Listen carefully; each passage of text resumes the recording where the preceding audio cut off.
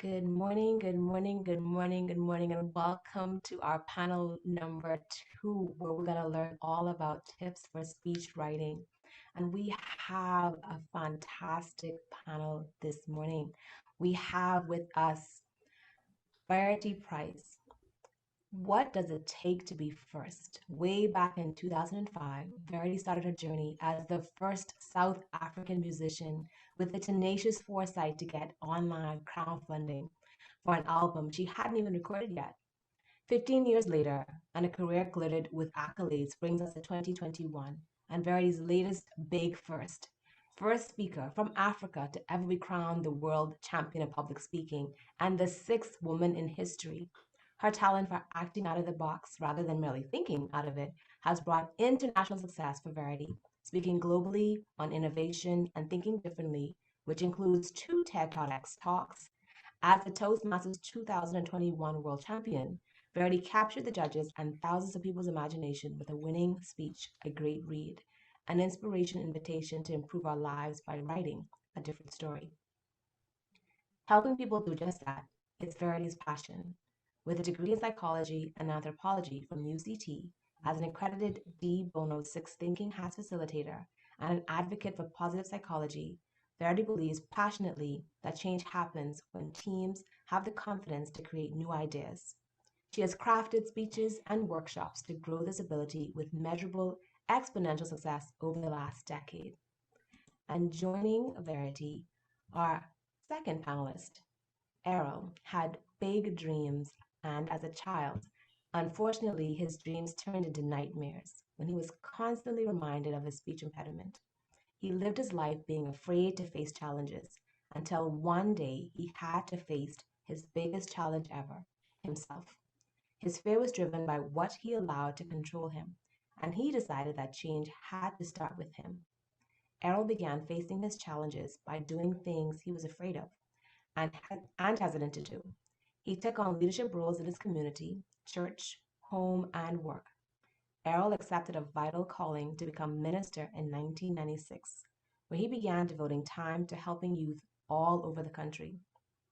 In 1999, Errol started working his way to become an information technology project manager for Miami-Dade County Public Schools, the fourth largest school district in the county. He is responsible for managing and supporting technology infrastructure in over 75 schools and district officers while leading a crew of over 40 IT specialists. In April 2019, Errol decided to join Toastmasters to help improve his communication and presentation skills.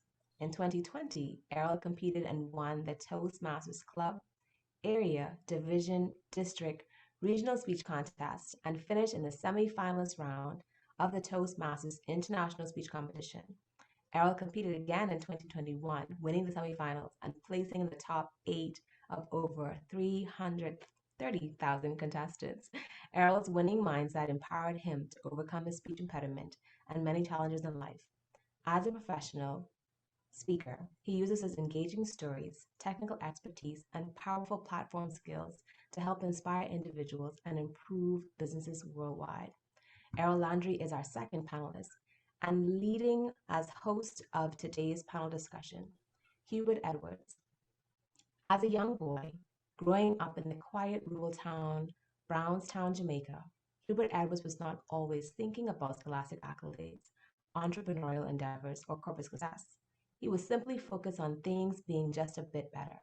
He simply wanted a little better house to live in, slightly better clothes, better shoes, a little better life for his hardworking and long-suffering mother, and a better tomorrow. He desired a life where he could make those around him just a little better. While his youthful days had many happy moments, there were always the consistent, jarring reality of need. Such was the state of his existence, but he always had a sliver of hope and optimism that in him was the ability to make tomorrow a better day and those around him better. He has a radio program, The Essentials, which also streams live on Facebook, and one of the leading inspirational educational programs in the Bahamas, HEG Success Summit, now in its second year, which brings together international speakers and local Bahamians, which has become a much talked about event for leaders and seeking to develop themselves. It was hosted leading Jamaican presidents such as Leacham Samaj, well-known psychologist, and Simone Edwards, WNBA champion who grew up in Augusttown, St. Andrew.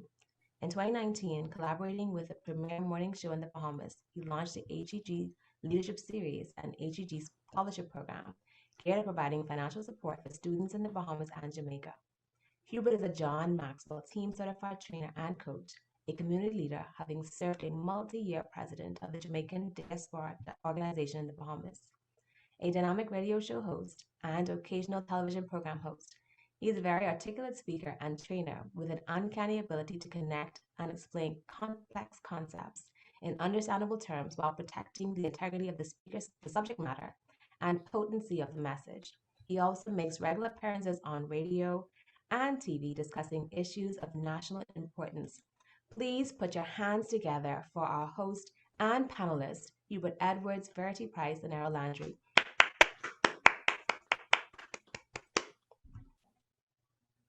And good morning and welcome to TLI, Panel Discussion Championship Speech Development and Delivery. It's certainly a pleasure to be here. I'm sure you're going to be in for a wonderful, wonderful time. I have a quick quote here. And I must say, before I give the quote, I'm really, really, really humbled to be in the presence of these two very, very great speakers. And it's a circumstance which I feel I may not really deserve, but I like the picture that I see. Hopefully one day. But I paint what I see, not just what I am looking at. That's the quote. And I believe that this is the power of speaking, where you can use words to paint pictures, to create vistas, to tell stories, to evoke emotion, to move individuals, and to create transformation. And so today, we are going to hear from our two international speakers. We're going to hear from individuals who can help us along the path to share tips, tools, and techniques as to how do you put together winning championship speech, how do you create delivery, and how do you create development that works. And so we're going to start with who wants to go first? Should we have ladies before gentlemen or gentlemen before ladies? I think we will keep the world championship, the champion waiting. And so we will go with my good Errol. Errol, you are up first. You will do a 5 to 7 minutes presentation. Then we will come to our champion and we will let it go. So ladies and gentlemen, put your hands together for our own finalist, Mr. Errol Leandro.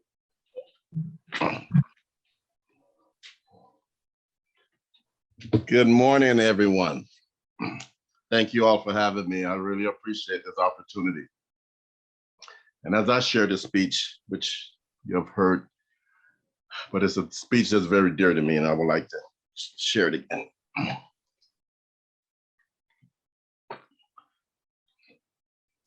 One rotten apple spoils the barrel. Do you think that's true? One day when I was a teenager, my mother heard a forceful knock at the front door. Who is it? It's the police. Yes, may I help you? We're searching for a suspect who ran into this apartment complex. Have you seen anyone suspicious? No, I haven't. Is anyone here with you, ma'am? Yes, my sons are here, officer. Can you ask them to step outside, please? My mother called for my brother to come outside. Is anyone else here with you, ma'am? Well, officer, I have another son, but he's asleep. Can you wake him and ask him to step outside? You may have guessed. That sleeping son was me. As I stepped out the door, the officer drew his gun and pointed it right at me. Down on your knees, hands behind your head. Now, whoa, whoa, whoa, whoa, whoa, whoa. Wait a minute, officer. I didn't do anything. Please, you're making a mistake. Just don't shoot me. Please don't shoot. As I looked down the barrel of that officer's gun, a voice came over the officer's radio. Suspect has been apprehended. All clear. The officer holstered his gun and left.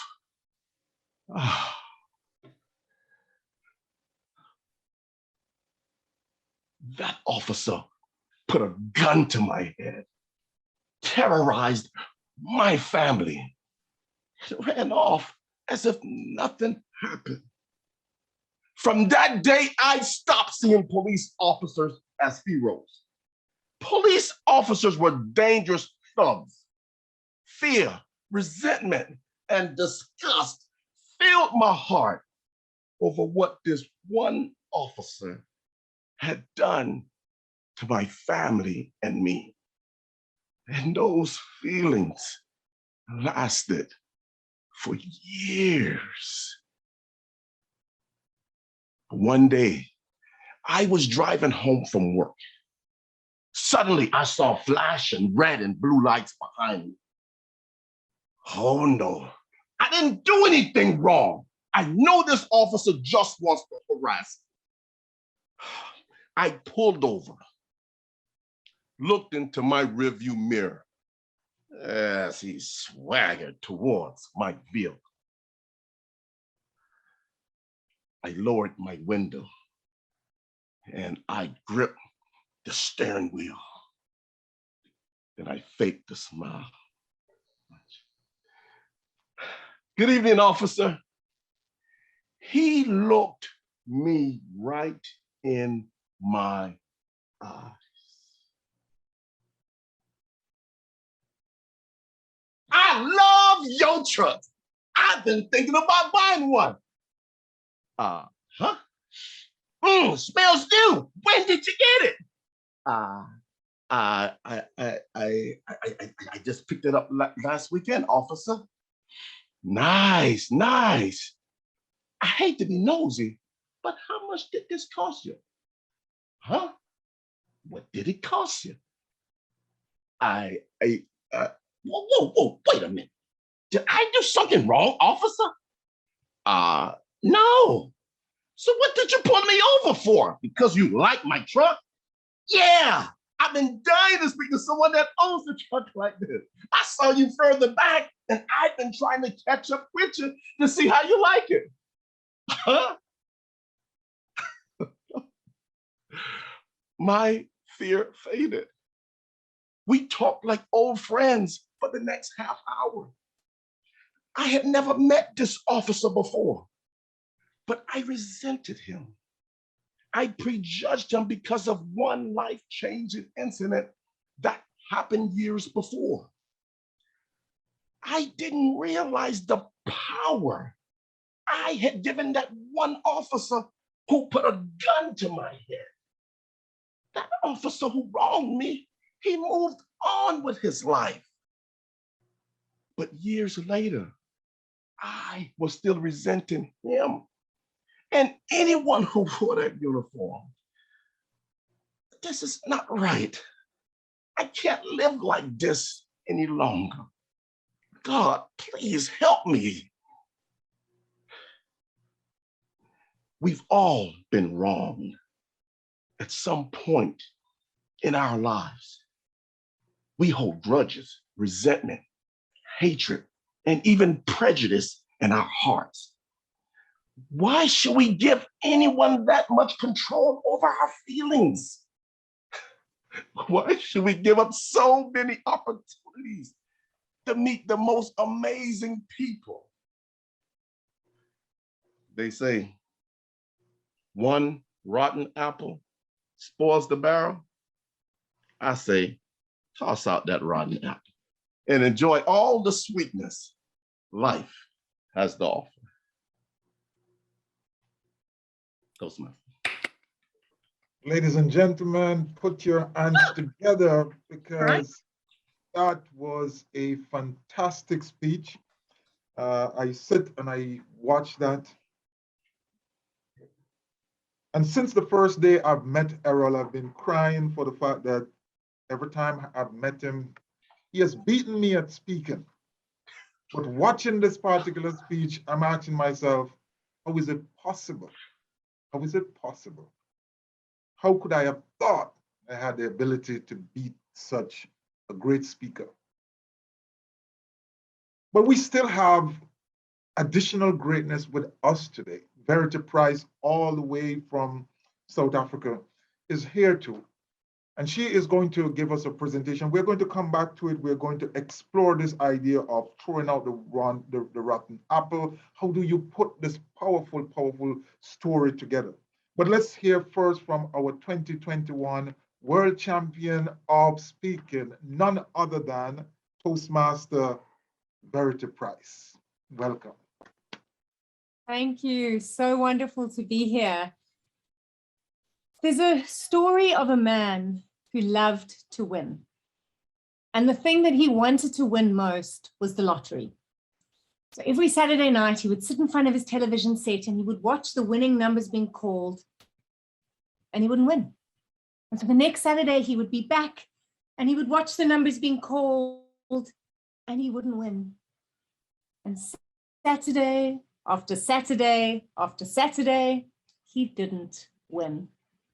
After months of frustration, one Saturday, when once again he hadn't won, he looked up at the sky and said, "Why?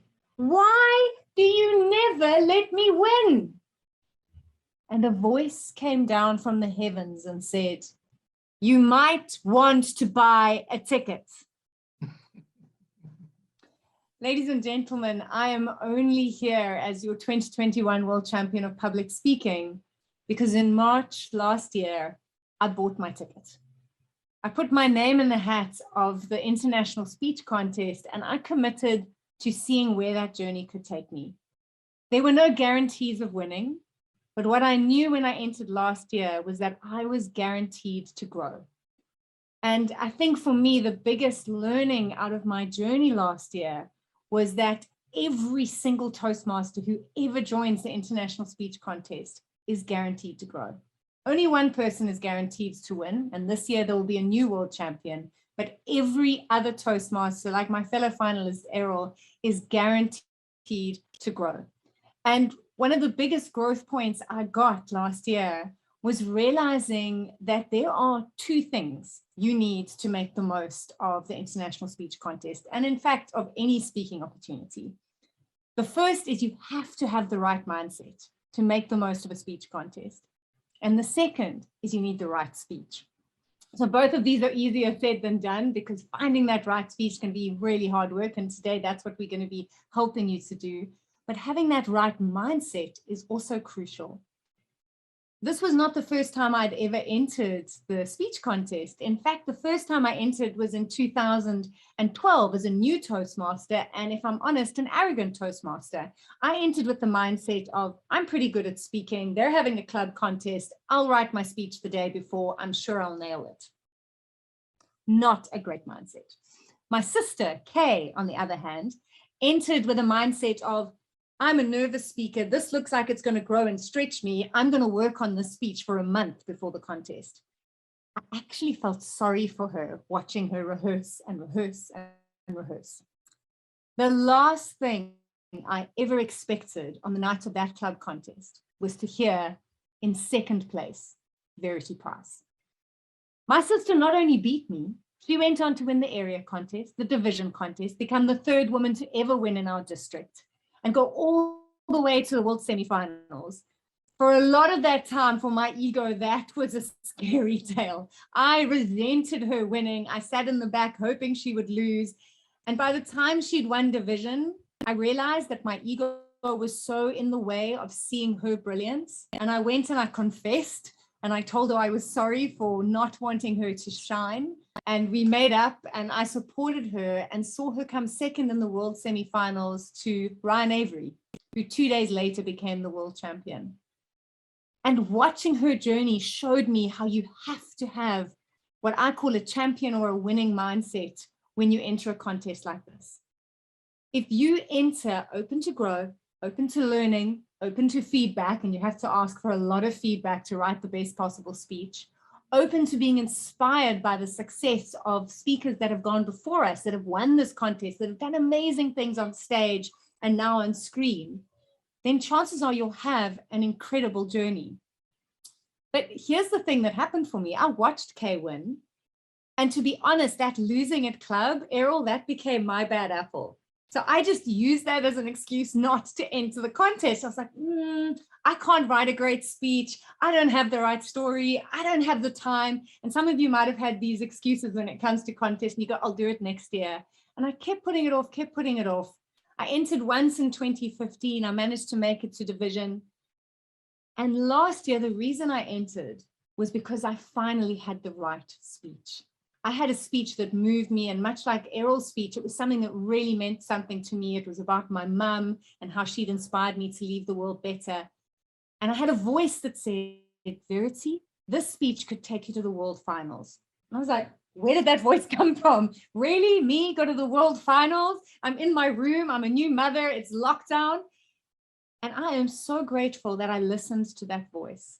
And that when the club contest came around, I put up my hand, I bought my ticket, I put my name in the hat. And then I went on a 7-month journey of seeing how these speeches can grow you and shape you and change you. It was a life-changing journey for me. It was a roller coaster. It was one of the most confronting things I'd ever done. It showed me how much effort goes in to winning at anything in life. Regardless of the outcome, the win is in showing up. The win is in taking the chance. The win is being open to feedback, embracing the obstacles and the challenges. And through all of that, the main lesson that I walked away with and that I'm here to share with you today is that regardless of who you are, regardless of what level you speak at, when you speak, the speech you give is a gift to your audience. And when you choose to approach speech writing as having the intention of going, how do I give a gift to my audience through this so that they unwrap my message and take it home and hold it dear as their own? When you bring that mindset to the speeches you write, you will be picking up your pen, you will be writing winning stories. And I have no doubt that regardless of the actual result, you will win because of the growth you gain. So my encouragement to all of you today is just put your name in the hat, buy your ticket, and don't get to August this year going, I wonder if I could have won. Answer the question for yourself by committing to the growth that this gives you. And I look forward to seeing who our next world champion is. Thank you so much, our world champion, Verity Price. So much nuggets to take away. And so I'm going to start with you. You said something which I think is very, very important. The speech is your gift to the audience.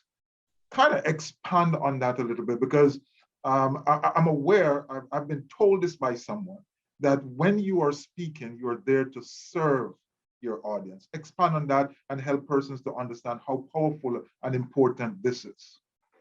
Absolutely. So the idea of a gift for me is that in the center of the gift is that's what you're giving someone. But the experience of getting to what's in your gift is what decides if people want it or not. So I've actually got some props here to show you.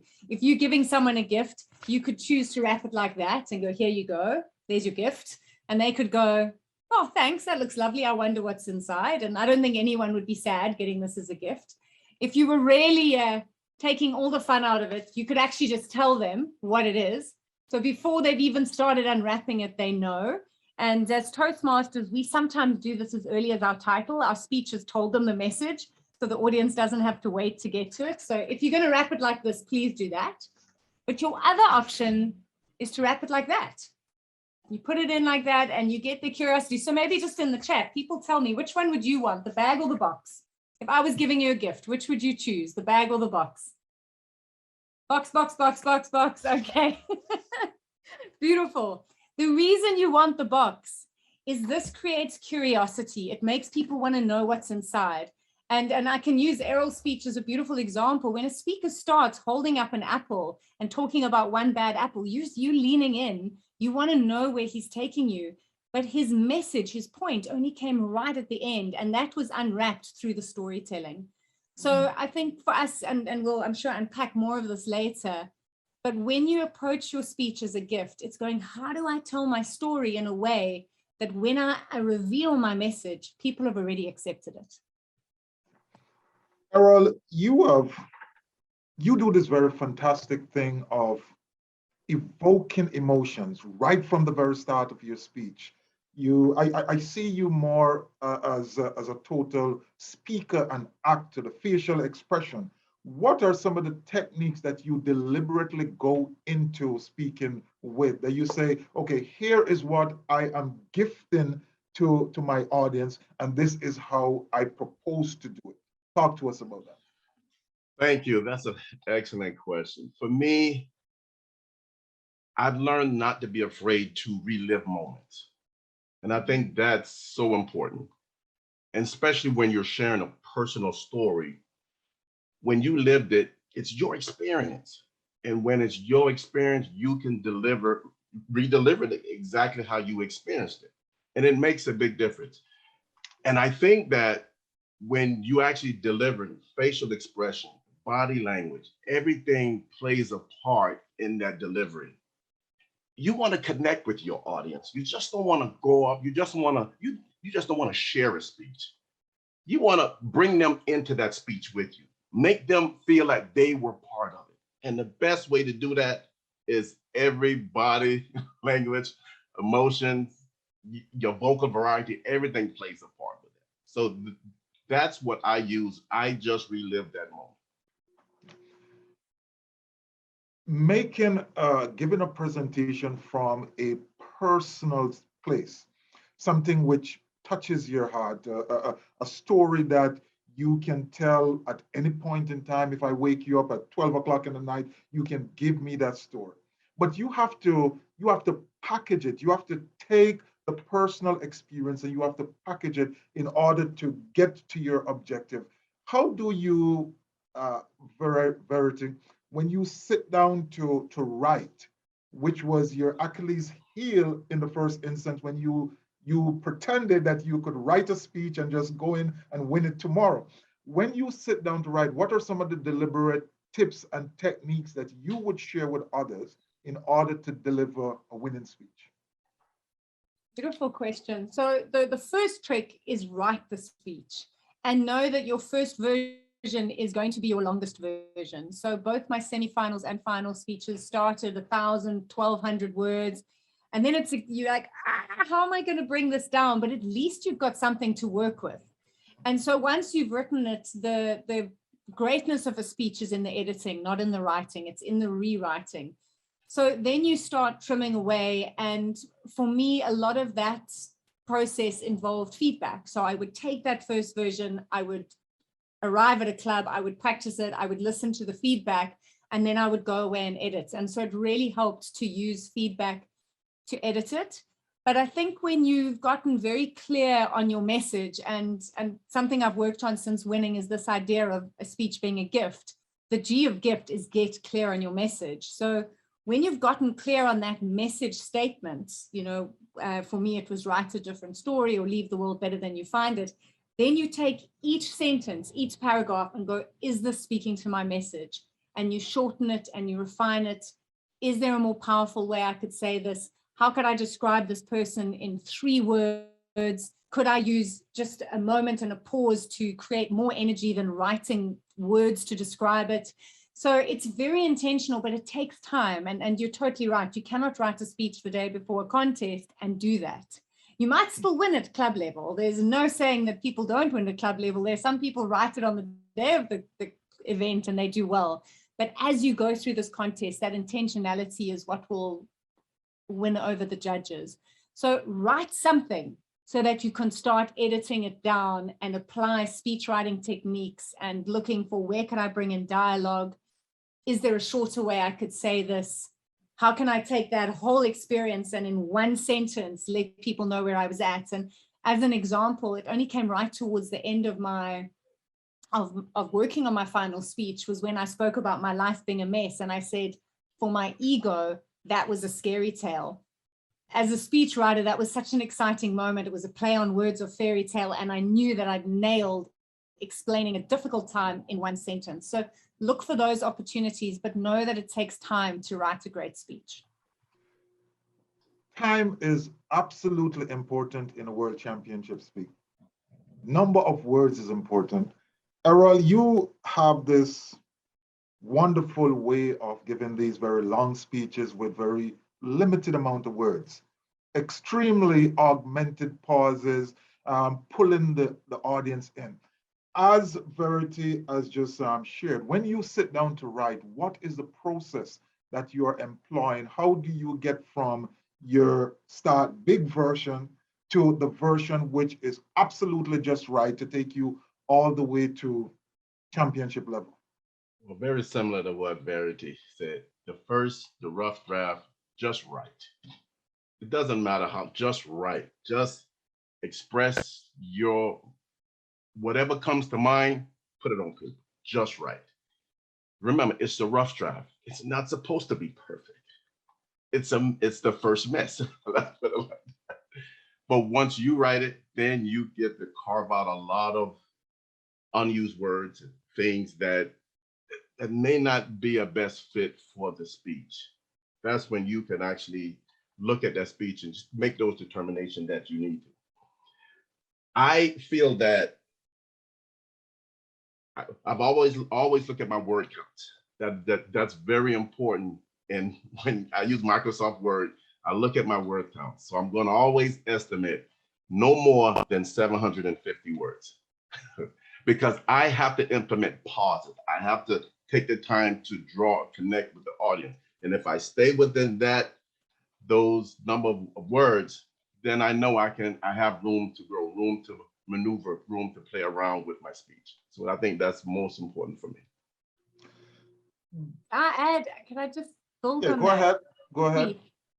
So something that's really helpful with the speech writing process is once you've written it, it's very important to know that we don't write the way we speak. So write your speech and then step away and speak it off the page and see how the words come out your mouth, your natural way of speaking, and then retype it. Sure. Because that, if you keep, and that's why you often hear people struggle. They've written a beautiful speech, but when they're speaking, it sounds like they're reading an article because they've written in their writing voice. So write it and then step away, speak, play with it, because then that reliving that Errol spoke about, that comes through a lot easier. And what's scary on the word count, Errol, because I also take it so seriously, and I thought I was 750 words, and then someone transcribed my final speech word for word, and I'd gone to 820. So I'd been adding stuff in that wasn't in my script. So I was like, whoa, and I didn't even realize I was doing it. So it's less is definitely more, because sometimes you might add in. So work on a lower word count. And that is very important. As you come to putting your preparation together,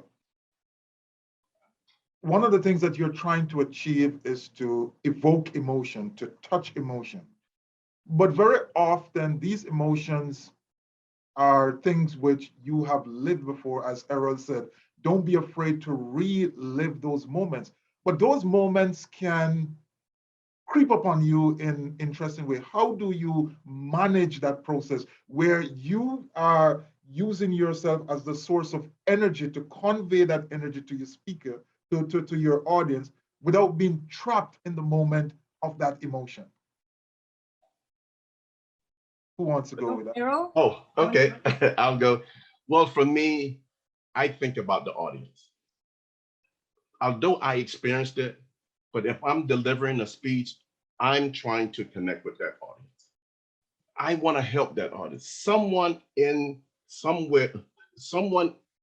that audience may be experiencing something that this speech may make a difference in their lives.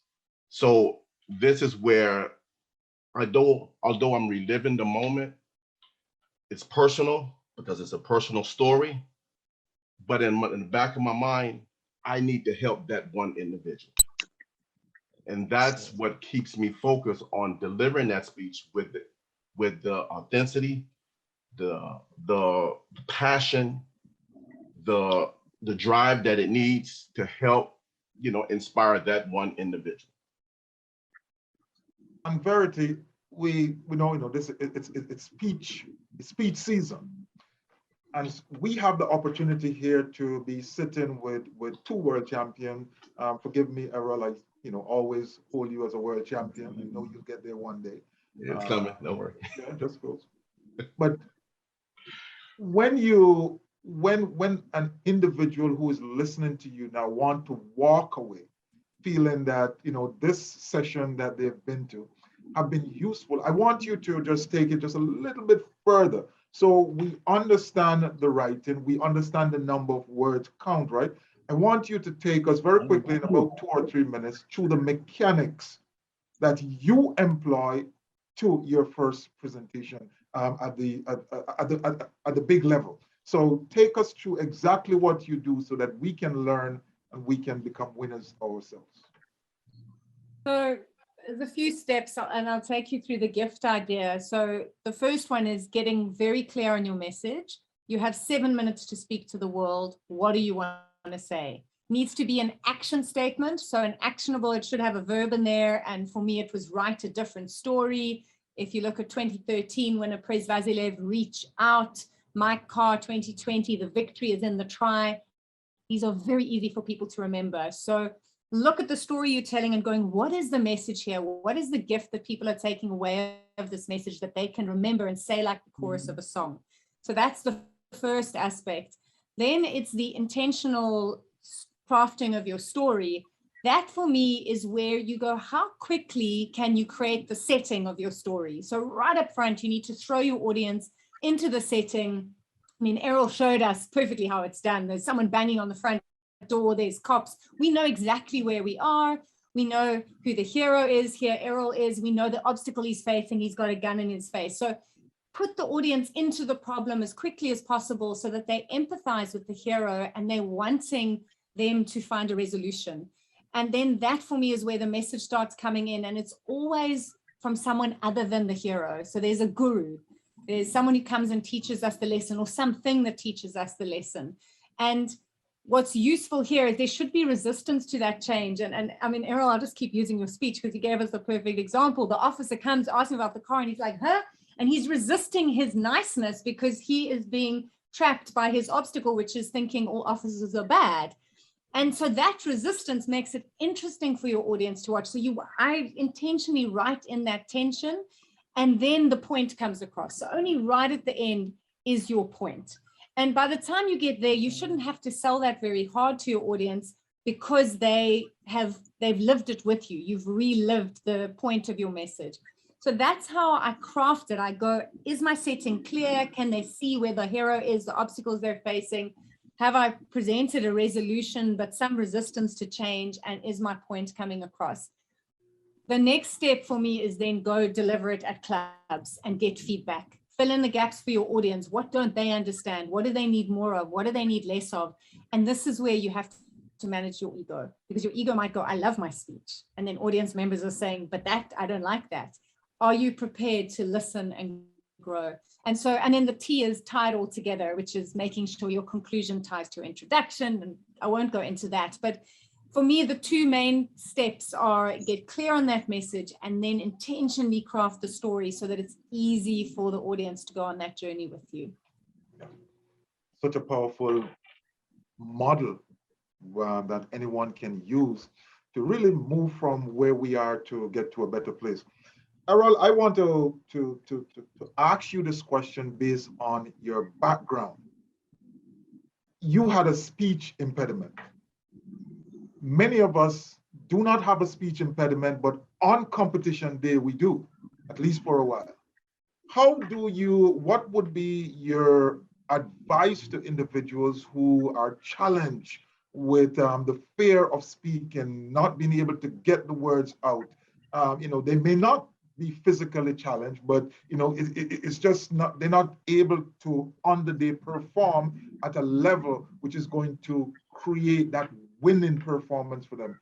Take them through that process and use your own personal experience to help us to understand that. Excellent question. And let me start by saying that was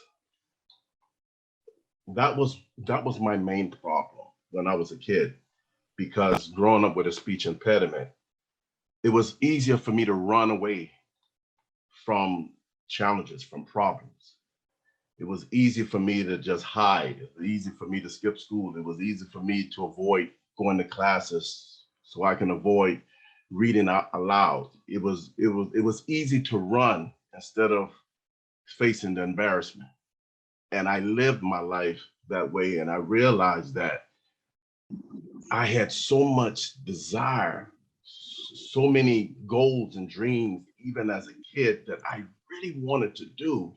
But every time I would remind myself that, no, you can't do it because the speech impediment. No, you can't do it because you do not speak correctly. No, you can't do it because you know they're going to make fun of you. And I gave power to all of those voices and those things that hindered me or caused me not to pursue the dreams and goals that I had in life, until one day I just got tired of it. I said to myself that I'm the problem.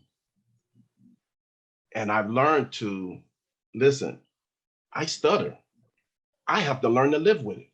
And I have to learn to make the best of it, regardless of what anyone thinks. I allow the opinions and the thoughts of others control me.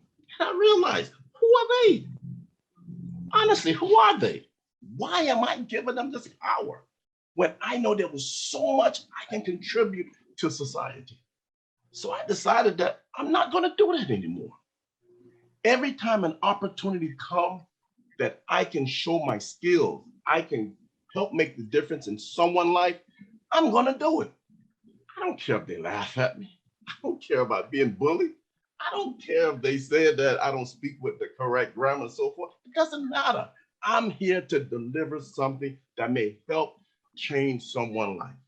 And from a teenager, I grew into that. And as I began to adopt that mentality, the stuttering began to let go. I began to overcome the stutter. I began to overcome the stutter. And I still at times get that way because we get nervous at times.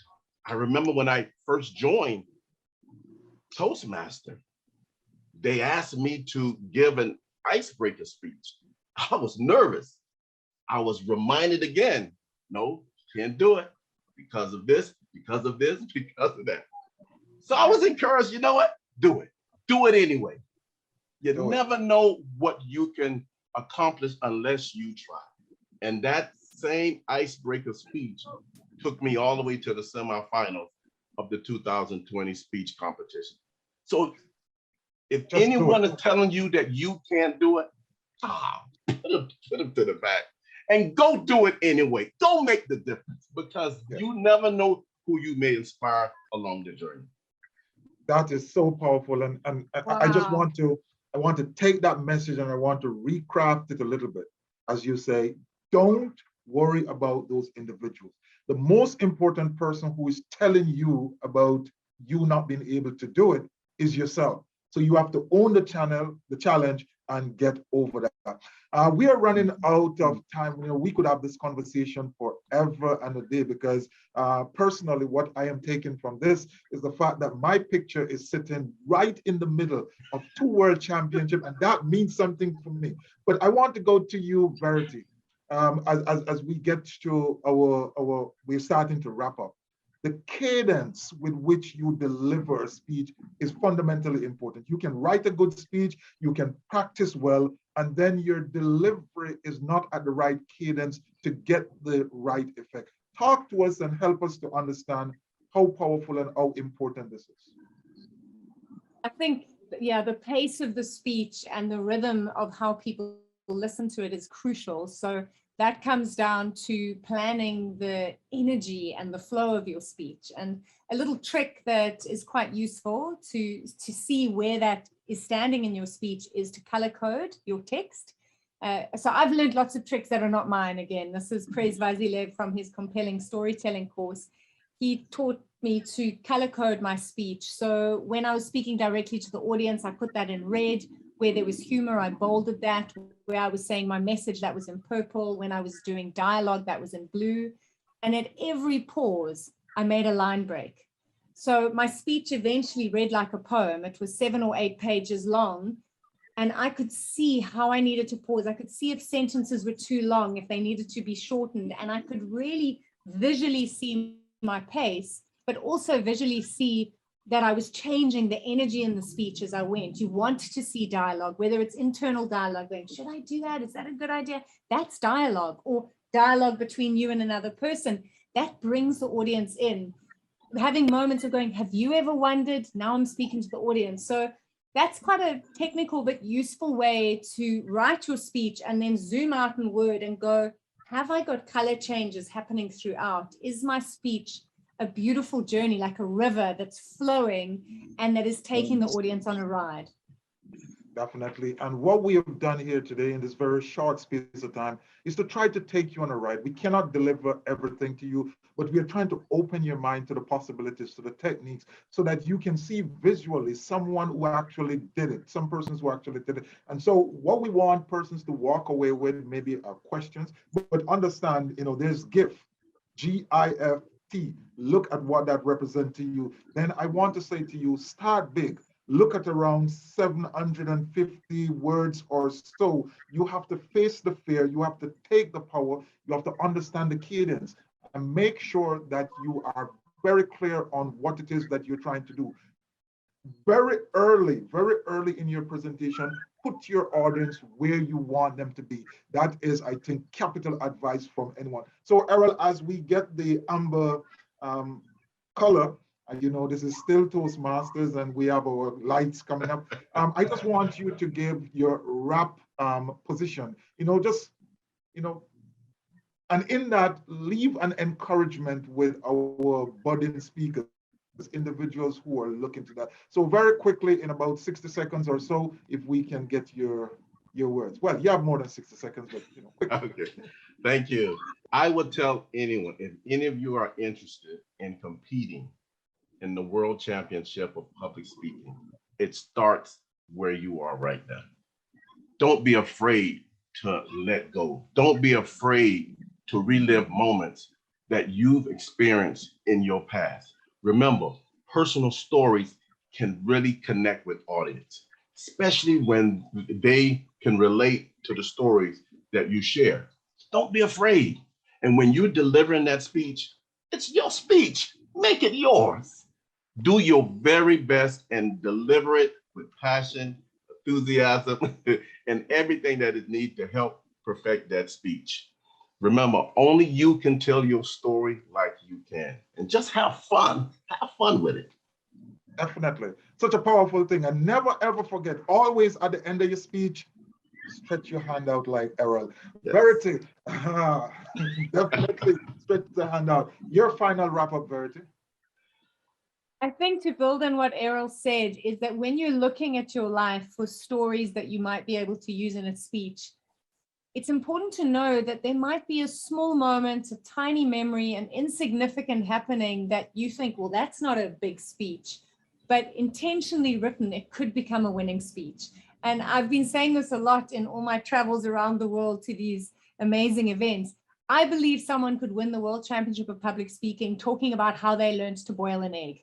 If they made that interesting enough, exciting enough, took the audience on that ride, put them into a universal experience in a kitchen, you could win. It doesn't need to have been a life-changing, massive moment where someone passed away or whatever. Sometimes we think it has to be really big. It actually just has to be really beautifully crafted and delivered with authenticity and passion. So play, have fun, look at your life. But what do I often talk about? What do people laugh about at dinner parties when I tell them that story?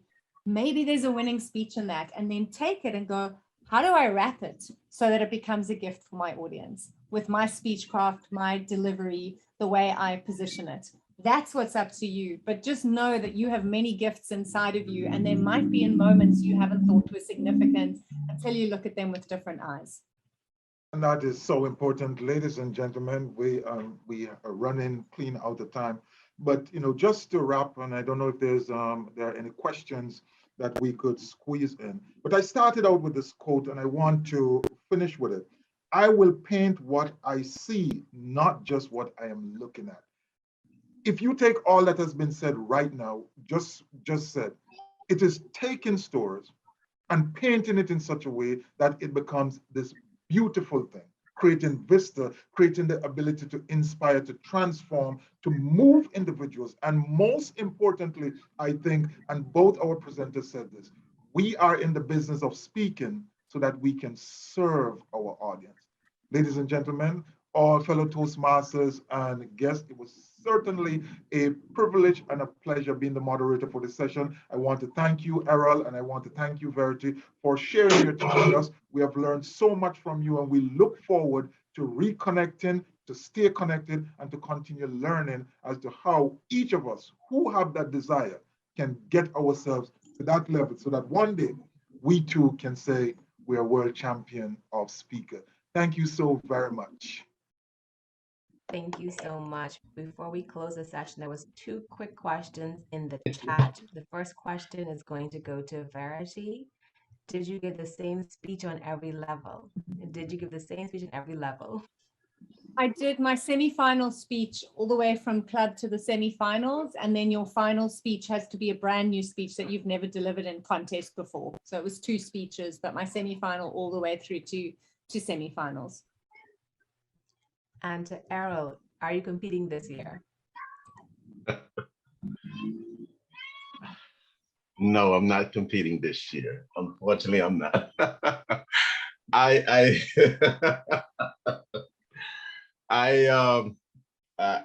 no, I'm not competing this year. I'm actually sitting this year out because I have a lot of things on my plate right now that I'm trying to get accomplished. I'm trying to learn the business of public speaking. That's one. So it's a lot that's going on. So I decided to sit this year out.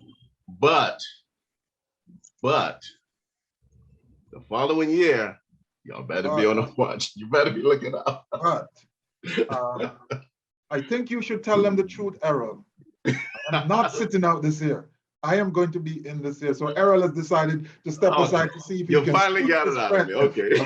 Finally get the chance to speak. You finally got it out of me. Okay. That answers our next question, whether or not our moderator Hubert will be competing this year. So asked and answered. I am definitely going to be competing this year, and I am going to do something which may have not been done before. I'm going to find Errol's coach, and I'm going to find Verity's coach, and I'm going to use both of them because I think that double barrel approach may take me all the way to the top. Just thinking on my feet, but I definitely want to be in the competition this year. One last question to everybody. How long have you all been in Toastmasters? I've been in Toastmasters for 2.5 years. Unbelievable. That's incredible to get to semifinals twice and the finals. I'm 11 years this year, so don't think it's a quick game. I've been in Toastmasters for 6 years. Thank you so much to all of you. I am happy to be the facilitator today, and like the moderator, I am actually grateful to share part of the stage, just a small component with these 2 full of knowledge, full of energy speakers this afternoon. Apologies. There was lots of great feedback in the chat. Wonderful presentation, great nuggets, great gems. There's also a link that Verity shared in the chat that you can also fill in content and get more information from our free nuggets. There's also a link for the channel. I think questions were asked about getting a copy of today's panel. So there's going to be a link shared that you can access the panel discussion. I'm also sharing here in the chat the evaluation link hosted by Hubert Edwards. So please complete the evaluation form. And we do have a session that starts at 12. I'm also going to post those links in the chat so you can easily access the officers trainings that are coming up at 12. And for those that are not attending those officers training, we do have another session that starts at 12. So please stay in the room. Please enjoy the next session. Thank you for letting me be your facilitator. And I'm handing it over to our host. Thank you again. Certainly a pleasure. All the best. Take care, everyone. Thank you. Wow. Thank you all. I really enjoyed this. Verity, I love you. So good to see you, Errol. Wow, this You is such too. a treat. Oh, You too. amazing. Well, I hope you are entering next year. I'll coach you if you want help. Yes. I'm definitely going all the way. You're such a star. No, you must. Oh, yeah. Come back when you're ready. But it's also good to take a break. Yes. And Verity, you can look out for my contact. I'm going to reach out to you. And I find Do. We can Yes. chat. Absolutely. I can tell you, I wouldn't have won without coaching. I needed those extra eyes. Yeah, I think that is so important. Oh, good Okay. morning still, everyone. I would just like to say thank you, each of you, for being so agreeable to participate in this TLI for us. You've certainly added the value that we had anticipated. You went above and beyond. I cannot express how grateful I am, Verity, for you accepting on such short notice. Errol, you as well. Hubert, you're my go-to guy, so you know how this goes. Thank you so very much. On behalf of our District 47 Director, Distinguished Toastmaster Shakira Taylor, and all of District 47, thank you from the bottom of my heart. Thank you. Thank you. So we'll get started in the next 4 minutes with our last panel discussion, which talks about transferable skills. You do not want to miss that. So just hang loose for a bit, run to the bathroom, do what you have to do, come back, because you do not want to miss this, another exciting panel discussion. Thank you also very much for being attentive. We noticed the numbers, we noticed the numbers. You still have time to call and send out emails and WhatsApp messages for persons to come on in to learn about what Toastmasters has to offer. This TLI was dubbed something for everyone, not just Toastmasters, but everyone could gain and benefit from this. And this session, most definitely, we will be able to grow immensely after learning about the transferable skills that has impacted the lives of the individuals coming up very soon. So with that, I will be quiet just for a minute because my New Year's resolutions is this year is just talk less. Well, not as long, not less, not as long. I must say I broke that in. I broke that in the first. Good morning. Good morning. I just want to know if the evaluation is for Harold. Hubert I'm sure. Edwards. You Hubert can put his Edwards. name. Yeah. Okay, thank you.